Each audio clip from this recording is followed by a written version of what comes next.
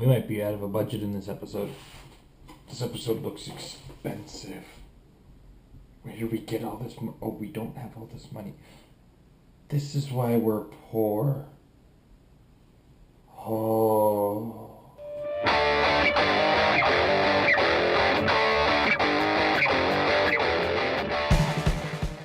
Metafix episode, whatever. The most expensive episode we've ever done. The 3 Ps. Pulse Wave. Pricey Picks. And Picking Your Prime. Alright, I'm going to dial right back to where Jason mode is. This has been a popular topic that a lot of guys wanted me to talk about, and it's the use of Pulse Wave. I didn't think I needed to do part of an episode on it, but I guess I should devote a couple minutes to it. And it's picking your pulse waver, picking your time to pulse wave. I think it goes without saying, but there's one figure I can definitely point out in the 300-point metagame that does fall into the probably safest figure to use pulse wave with. Validus, the big purple monster, the giant purple thing that I never put in my pants, I swear. Now, the thing about Validus is that his pulse wave only occurs on a 50-50. The bonus is that it ignores your own characters, and it does 2 damage minimum instead of the regular 1 damage minimum. And it actually locks his damage at 1, or at 2. All in all, it's he's a great choice. I think the biggest downside is his giant being a giant. Your opponent can see him past your figures. Which makes him very targetable. I think that's actually really the biggest downside, and the fact that if he's not occupying the hindering, if your opponent is ignoring it to shoot him. So yeah, Validus in a nutshell is a very safe but not reliable source of pulse wave, because you could go a whole game without having seen it, considering it's a 50-50 choice or 50-50 chance at the beginning of every turn. So there's that. Now, slightly more expensive but slightly more reliable choices would be the 10th anniversary Dark Phoenix, who starts with running shot to go with it. She does have a 10 range to go with her pulse wave. So a 5 range pulse wave is pretty solid. And then there's Magneto at 8 range with a 4 range pulse wave. Now, there are other pulse waivers. I'm not limiting the selection to just these guys. These are just ones that really stuck out with me right now. There are a lot of other really good pulse waivers out there in the game that are also lower points. So, not to take away from them, these guys just happen to stick out as very strong and very high range. One of the important things to note when you're using pulse wave is that you do have the potential to do damage to your own figures. So, while it's tempting to drop that pulse wave on a bunch of his figures, do remember, other than Validus, your pulse wave is a danger to your figures. So something to think about in terms of when you're using it. My advice as to how not to use it is to TK a figure in the middle of your opponent's figures and deal 1 damage to all of them. I have seen that go bad for both my opponents and myself quite often. If it's Quake, it's another story, because Quake does the knockback, and if you're doing it on top of a building, hey, that's how it works, right? That's how the cookie crumbles. They're going to have a bad day. But let's be honest, you got to be careful when you're using the pulse wave. It's one of the harder powers to make effective use, I won't lie, but it is very strong, especially once you start pulling those single targets. Isolating targets is a good thing. Make sure you watch your corners. Watch the size of your bubbles, and if you can pop somebody into a corner of a pulse wave, especially with, I choose these because they have running shot to pulse wave with. If you can isolate that one character in the corner of it by utilizing that running shot, I suggest you do it. One figure I didn't bring down, but also does make effective use of pulse wave, is also Tachyon. The only issue with Tachyon is that he's got a 2 range when he does it, because he's got 8 range to start, then he used hypersonic to be able to use his pulse wave. Now you've got his pulse wave again, which halves his range again, so it goes from 8 to 4 to 2. Now, it's very easy to isolate a target with that, but with a 2 range, you really have to get out there with the hypersonic. So without a TKer, he's kind of left to his own devices. Also, most of the time, I feel Tachyon when he's part of one of my new counter meta strategies, which is the High Father. High Father is really good for stopping tent poles, which seems to be a very common element of the 300-point metagame. So there's that. The next part is probably one of the hardest topics I could ever possibly talk about, and it's picking your primes. What's the safest way to start this episode, or this part of the episode, is there are very few primes that are bad. The primes are not like chases. Chases are kind of thematic, not often the best, but often kind of follow themselves into their own theme, and that makes you want to collect them. Primes are good figures, man, and I have yet to look at a prime and go, I can't even think of a situation where I would use that. Every single prime I've seen, I've come up with some kind of team or used on some kind of team, or put into place the strategy to use the figures. So now some of them, and I'm going to get into it, are better choices than others in certain situations, and others are better choices than others in different situations. Let's start with the hardest situation you come into, and it's characters like Alyosha, Kraven, Cheetah, and the Beast Boy. The Beast Boy, because he can be transformed from one of the other Beast Boy forms. Cheetah is an amazing figure who's a wild card at 90 points. She can move her full movement and attack thereafter, and she has no action token. She gets exploit weakness. And Alyosha Kraven, who makes animal teams bloody indecent almost. There's a problem here. Because of the rule with prime figures, you're only allowed one prime figure on your team, period. While these three do have a great synergy to some degree, they can't be on the same team. So you're stuck choosing. Does my animal team want Cheetah because she's got that move out? Do you want the first attack Alpha Strike mentality? Do I use Alyosha to help speed up setup? Do I use Beast Boy as part of a really high mobility, flexible team? It's so difficult to choose between these three. I mean, ultimately, if you ask me, Alyosha wins every time because of the lion, the extra character, plus the fact that the extra character gets the extra actions. And you know what I'm saying is Alyosha ends up winning in an animal team. Now, the thing is, these two guys, like all these guys, fit into other teams too. Alyosha fits really well into a Sinister Syndicate team, especially if you fit Lizard in there. Cheetah fits into a Legion of Doom team because she's Legion of Doom. She also fits into Society because she's lower points than 90% of the Society characters because they're high point characters. Beast Boy fits on a Teen Titans team. The Gondorian, he's actually, I think it's just Teen Titans and Cosmic. I'm not sure. I don't have the card on me, and I really didn't think about that at first. But Teen Titan teams can really benefit from a 60.4 damage charge character. I mean, how can you go wrong with that? And then you run into this three-way problem I often find myself in, is sometimes I find myself with a PD team that I want to build. Okay, well, Cerise is PD or a police, but so is the Black Queen, and then, sometimes I build a soldier team. Deathlock's a soldier. Oh, wait, Cerise is a soldier. Which soldier is better? Cerise makes a whole team of soldiers better. Deathlock is an amazing soldier, but Deathlock makes shield teams better, so he really kind of fits into that team. Do you see where my mind explodes with this stuff?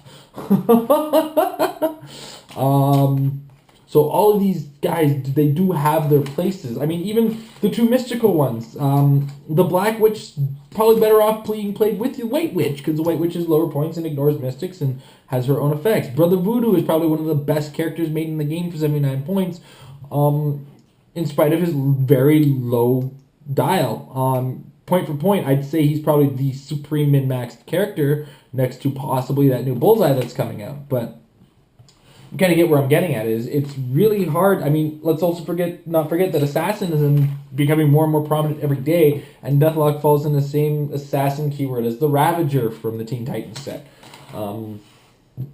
Picking your primes is probably going to be one of the hardest things you ever come across, because a lot of the time these primes help champion a team. Make a team really good. Mon-El really champions a good Legion of Superheroes team, as well as, I don't know if he's but my wife is wonderful and beautiful. I don't know if he's a Daxamite or a Kryptonian, but, he'll fit into making a team like that really, really good. So, I mean, these are the things like, when picking a prime, it's the hardest thing. is to come up with the team that you want to build. And sometimes I often find myself just starting with a prime so that it's, out of my hair. I mean, I built a... Future and past. Legion Superheroes Future and Past? Yeah, okay, so Future and Past. Okay, those aren't really anything he's fighting over. So really only just his Legion Superhero team. And the Deathblock, I started with him when I was building a shield team once, and it really, really came close against a Phoenix Force team, which consisted of Phoenix Force Magic, 2 Hope Summers, and a Phoenix from the X-Men set. So, I mean, let's be honest, Deathblock's good, and he can really forward an awesome shield team. I think I mentioned a little while ago, throw a shield agent on with him, and he's got a couple cards of don't do damage to me, right? So all in all, picking a prime is a difficult decision often in a game. Sometimes a prime fits the mold. Sometimes he's Brother Voodoo and makes every team that little bit extra good. So, if you had trouble with this, you're not alone. Oh boy. Yeah. Pricey Picks. I think what I will want to subtitle this is, are they worth it? Now, me and Amber don't have an extensive collection of convention-exclusive figures. At least not that aren't in retail value, as I won't count the Giant Man. We got him at $30, well after he was $60 to $80 for the eBay versions. The only one the recent ones that I'm still looking for as far as a metagame type fit or a general type fit is the Batmite. Because he's still a good figure. Batmite's really good. I've managed to get my hands on a Trinity of Sin, but I really wasn't interested in the team base. I'm kind of interested in Phantom Stranger for the purposes of bigger games, but I really wanted it for Pandora and the Question. And then Amber herself is a big fan of Wolverine and got herself the Old Man Logan.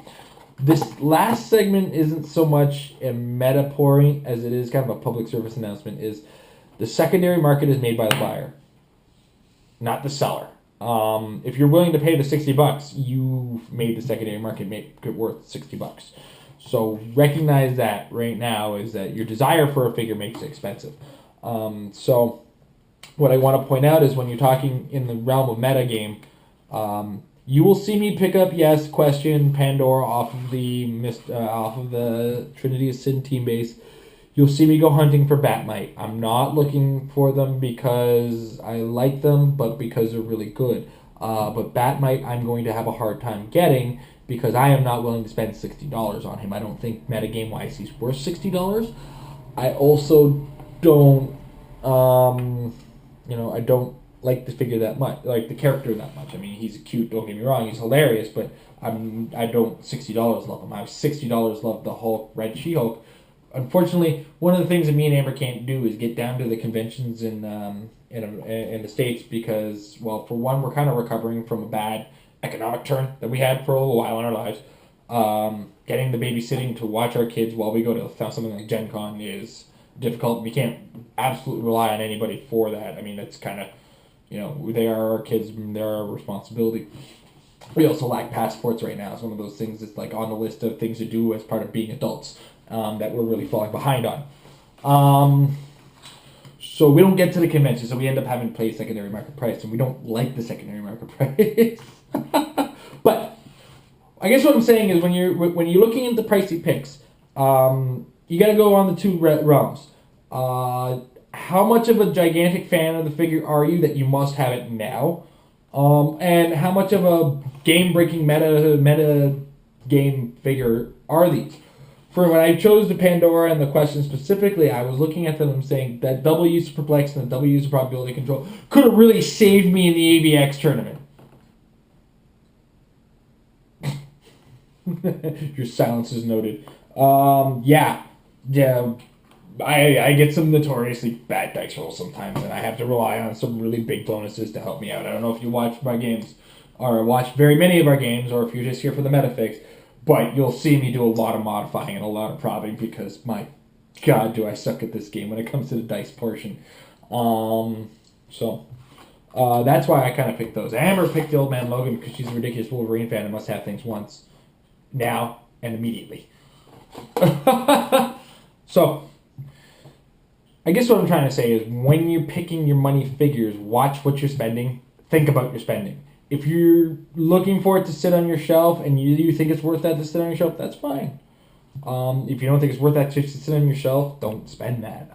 If you're going to play the figure and you like the figure and it's a good figure, then you're kind of looking at okay, maybe it's worth it. I'm almost at the point where I'm ready to spend that much on the Batmite. I just need a couple more strategies where I'm going to look at it and go, yeah, that's definitely the thing. I was originally going to do a whole episode on con exclusive, but then I realized we have 2 con exclusives from this year, and that's the Wolverine, the Old Man Logan, and the Trinity of Sin. So I'm a little ashamed of myself because it was a team base. Though I have often keep them off the team base is my intention. Okay, I got them like a minute before I got this. So that's the 3 Ps episode. Pulse Wave, Prime figures, picking your Priceys. Use the comment section below. Let's talk it out. Who's your favorite Pulse Waver? I only mentioned 3, my personal favorites, my safety choices, if you will. Who's your favorite Prime figure? I didn't bring them all out. I don't have them all. I'm missing maybe at least 6 or 7 of them in between mine and Amber's collection, I think. So I want to see what your favorite Prime is. What's your favorite strategy with your Prime? Do you disagree with me on Alyosha over Cheetah in an animal team? Do you think Deathlock's a better soldier than Cerise? Comments down below. Let's hear you talk. We like to hear you guys talk Heroclix. We like some action. Follow us on Facebook. For wrapping it up, we are about 5 days away from running you guys through the ringer. What we're going to actually do is we've got only one team who's made it through the ringer. And if that team ends up being the only team that makes it through the ringer, he will win. We still have a couple teams to put you through the gauntlet. But if it comes down to 2 teams, what we will end up doing is we will film an episode with both teams, and you guys will see what happens, and we'll announce the winner on that episode as well. So keep your eyes open. We'll try to announce it as early as possible. Follow our blog, follow our Facebook, follow our Twitter. We'll try to mention it then. And yeah, keep your eyes open. The gauntlet is being run. It has been thrown down. We are not taking any more entries. Some really good teams got brought in. Some pretty good teams got taken out. Some of them by the Armor team too. One Bizarro team actually did get taken out by Armor. We've had a couple of Bizarro teams, so he's a very popular pick amongst you guys, eh? So we're running it. It's coming. And then we might just take 2 of your builds and go with it on video. So until then, see you guys in the next Metafix.